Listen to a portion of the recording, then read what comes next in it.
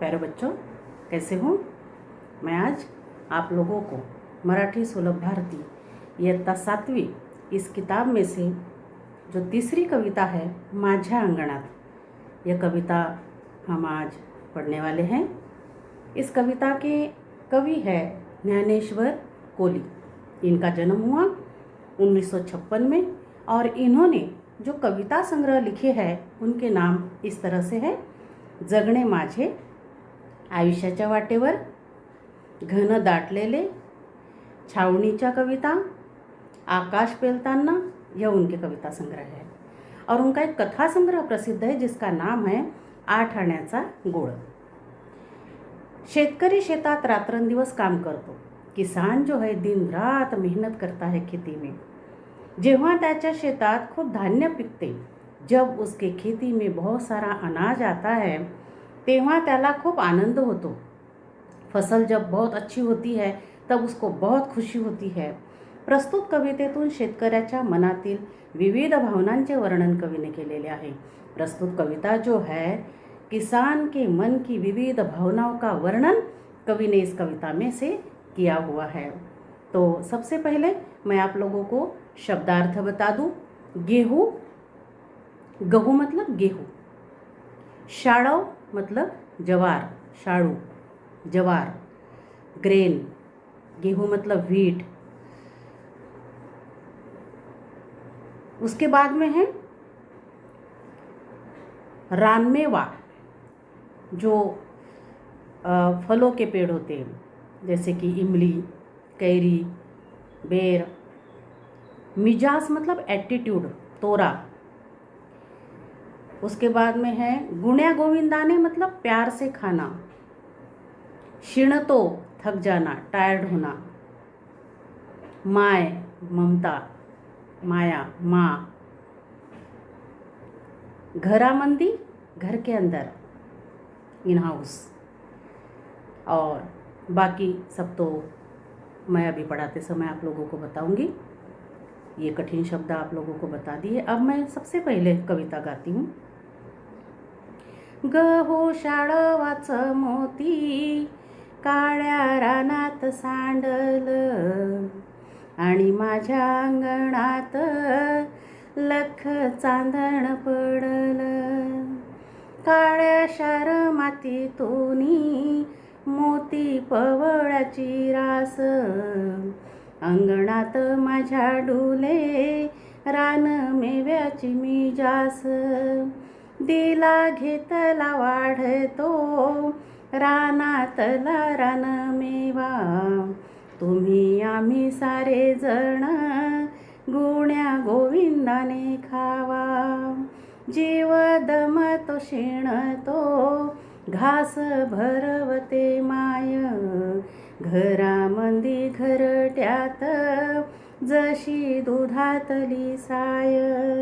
अंगणात आज माझ्या दाण टिपती पाखर, दूर उडून या जाता आंसू येती गालावर। इस तरह से कविता गानी है।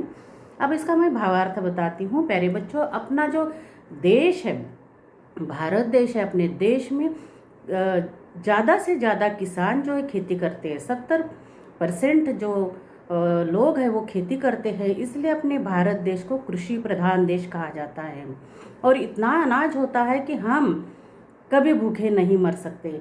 हमारे देश का अनाज जो है दूसरों देशों में भी निर्यात किया जाता है। तो ये सारी जो मेहनत है, कष्ट है, श्रम है, दिन रात किसानों के है। और जब ये किसान हमारा अन्नदाता जो है, जब इसको बहुत अच्छी फसल हो जाती है और उस फसल के जो दाम है बहुत अच्छे मिल जाते हैं, तो इसको बहुत खुशी होती है। देखते हैं भावार्थ। गहू शाळवाच मोती, काळ्या रानात सांडल। गेहूँ और जवार ऐसे दिख रहे जैसे मोती चमक रहे हो। काळ्या रानात सांडल, जमीन जो होती है, भूमि जो होती है, काली होती है। उस काले जमीन के ऊपर जब ये गेहूँ और जवार बोए जाते हैं तो बिल्कुल सफ़ेद मोती की तरह वो चमकते हैं। आणि माझ्या अंगणात लख चांदण पडलं।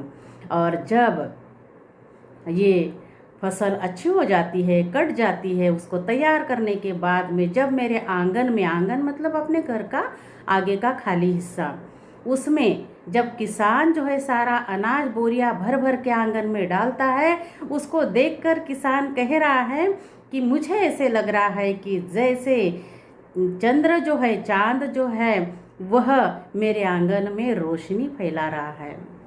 काळ्या शार मातीतूनी मोती पवळ्यांची रास।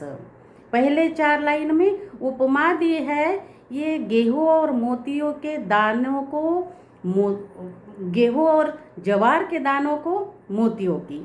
अब दूसरे 4 लाइन में क्या कह रहे हैं कवि कि काळ्या शार मातीतूनी मोती पवळ्यांची रास। ये काली मिट्टी से मेरे घर में मोती, पवड़ा, ये रत्न होते हैं। मोती सफ़ेद रंग का होता है, पवड़ा लाल रंग का होता है। तो मेरे खेती में से, मेरे काली मिट्टी में से मोती और पौड़ा जैसे मतलब रत्नों की रास, ये अनाज को रत्न कहा गया है, रत्न की उपमा दी है। ये रत्नों की रास ही मेरे आंगन में आई है। अंगणात माझ्या डुले रान मेव्याची मिजास। मेरे आंगन में जो है जो रानमेवा होता है, जो जंगल में खेती में मिलता है, रान मेवा, मेवा मतलब फल, जैसे कि इमली है, बेर है, और जो है कैरी है, इनको रानमेवा कहा जाता है। दिला घेतला वाढतो रानातला रानमेवा। आप लोग जब विद्यालय में जाते होंगे टिफिन लेके, तो अपने टिफिन की कुछ चीज़ें ऐसे होती है, अपने दोस्तों को अच्छी लगती है तो घर से ही ज़्यादा ले जाते, एक दूसरे को देते हैं, लेते हैं, बड़ा मज़ा आता है। उसी तरीके से ये जो रानमेवा है, ये दूसरों को देना चाहिए, लेना चाहिए, मिलजुल कर, मिल बांट कर खाना चाहिए। तुम्ही आम्ही सारे जण गोविंदानं खावा। आपने और हमने सब ने मिलजुल कर मतलब गुण्या गोविंदाने मतलब प्रेम से खाना चाहिए। जीव दम तो क्षीण तो घास भरवते माय। किसान कह रहा है कि जब मैं थक जाता हूँ और मैं जब घर आता हूँ, तब मेरी माँ मुझे खाना खिलाती है। घरामंदी घरट्यात जशी दुधातली साय। जैसे मेरे घर में, मेरे इस छोटे से घर में मेरी माँ ये दुधावरली साय, माँ के प्यार को दूध के ऊपर की मलाई कहा गया है। आप लोगों ने कभी देखा होगा, चिड़िया भी जो है दिन भर दाने इधर से उधर ले आती है और अपने छोटे छोटे बच्चों को जैसे खिलाती है, वो वात्सल्य जैसे दिखता है, वैसे ही हमारी माँ जो है हमारे लिए बहुत मेहनत करती है। और उसको कवि ने कहा है कि जैसी दुधावरली साय, मतलब बहुत प्यार करने वाली जो है हमारी माँ है। मैं थक जाता हूँ तो मुझे खाना खिलाती है। अंगणात आज माझ्या दाणं टिपती पाखर। मेरे आंगन में सारी बोरियां अनाज की भरी पड़ी है, सारा अनाज फैला हुआ है। और कवि देख रहे हैं चित्र में, देखो कि पंछियों को जो है दाने डाल रहे हैं और पंछी वो दाने जो है खा रहे हैं। और जब ये अंगणात आज माझ्या, मेरे आज आंगन में पंछी, पाखर मतलब पंछी जो आए हैं वो दाने खा रहे हैं। दूर उड़ून या जाता आंसू येती गालावर। लेकिन जब ये उड़ जाते पाखरू, पंछी, बर्ड्स, तो मुझे बड़ा दुख होता है। तो इस तरह से जो है इस कविता का भावार्थ है। तो मैं उम्मीद करती हूँ कि ये कविता आपके ध्यान में आई होगी। ओके बेटा, बाय।